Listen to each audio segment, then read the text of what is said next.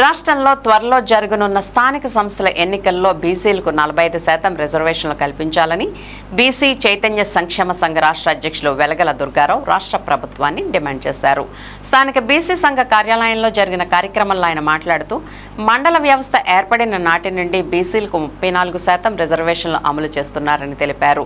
రిజర్వేషన్లు 50% దాటకూడదని సుప్రీంకోర్టు తీర్పును సాకుగా చూపి కొందరు కోర్టుల ద్వారా అడ్డుకుంటున్నారని అన్నారు. ఇప్పటి వరకు ఉన్న 34% 24% చేసేందుకు కుట్ర జరుగుతుందని అన్నారు. రిజర్వేషన్ల సంబంధం లేకుండా అన్ని రాజకీయ పార్టీలు 45% బీసీలకు ఇవ్వాలని అన్నారు. ఇటీవల బీసీలపై దేశవ్యాప్తంగా దాడులు జరుగుతున్నాయని, ఎస్సీ ఎస్టీ అట్రాసిటీ చట్టంలాగా జాతీయ స్థాయిలో బీసీ అట్రాసిటీ చట్టాన్ని తీసుకురావాలని కేంద్ర ప్రభుత్వాన్ని డిమాండ్ చేశారు. అనంతరం కమిటీ సభ్యులను నియమించడం జరిగింది. ఏలూరు జిల్లా ఉపాధ్యక్షుడిగా వేసం రంగా సుబ్బారావు, మండల అధ్యక్షులుగా జవ్వాది శ్రీను, కార్యదర్శిగా అలమండ కామేశ్వరరావు, ఉపాధ్యక్షులుగా బొక్క నరేంద్ర, నియోజకవర్గ కార్యదర్శిగా అంగడాల గంగాధరం, పట్టణ అధ్యక్షులుగా బొలిశెట్టి సూర్యచంద్రరావు, పట్టణ ప్రధాన కార్యదర్శిగా దాసరాజు జయశేఖర్, ఉపాధ్యక్షులుగా పంది శ్రీను నియమించడం జరిగింది.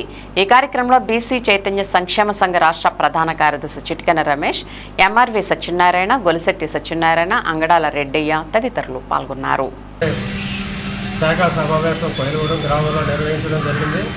ఈ సమావేశాన్ని సందర్భంగా మరి రాష్ట్రంలోనూ దేశంలోనూ జరుగుతున్నటువంటి బీసీలుగా జరుగుతున్నటువంటి దాడుల గురించి, ప్రత్యేకంగా మరి బీసీల ఐక్యత గురించి ఈ సమావేశంలో వివరించడం జరుగుతుంది.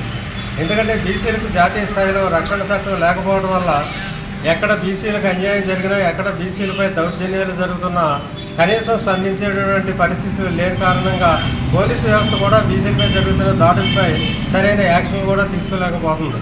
దానిలో భాగంగానే మరి మన గతంలో ఇప్పుడు జరిగినటువంటి తెలంగాణ పంచాయతీ ఎన్నికల్లో కూడా ఒక యాదవ కులస్తుడు భార్య పంచాయతీ సర్పంచ్గా నామినేషన్ దాఖలు చేసినందుకు మరి అక్కడ ఉన్నటువంటి అగ్ర కులాలు ఆవిడ భర్తని మరి తీసుకుని వెళ్ళి చితక బాది మరి బీరు బాటిల్లో మరి వాళ్ళ యొక్క మూత్రాన్ని పోసి తాగించినటువంటి సందర్భాలు ఉన్నాయి. కానీ కనీసం అక్కడ యాక్షన్ తీసుకున్నటువంటి పరిస్థితులు కూడా లేవు.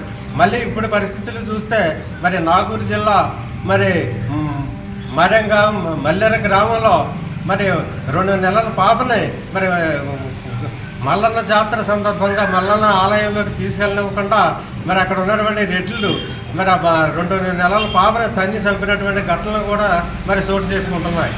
అదేవిధంగా మన రాష్ట్రంలో కూడా మరి చూస్తూ ఉంటే మరి గతంలో మరి యుక్తుల్ని చంపేసి డోర్ డెలివరీ చేసి ఇంటికి తీసుకొచ్చి పడేసిన సందర్భాలు కూడా ఉన్నాయి. ఇవన్నిటికీ ప్రధాన కారణం మనకి ఎస్సీ ఎస్టీ యాక్ట్ ప్రకారంగా వాళ్ళకు ఉన్నటువంటి బీసీ యాక్ట్ లేకపోవడం వల్ల, బీసీలకు రక్షణ చట్టం లేకపోవడం వల్ల ఇవన్నీ జరుగుతున్నాయి. కాబట్టి రాష్ట్ర ప్రభుత్వాలు మరి కేంద్ర ప్రభుత్వమే ఒత్తిడి తీసుకుని వచ్చి జాతీయ స్థాయిలో బీసీ రక్షణ చట్టాన్ని తీసుకురావాల్సినటువంటి అవసరం ఉంది. అప్పుడే మరి బీసీలకి ఒక రక్షణ ఏర్పడుతుంది.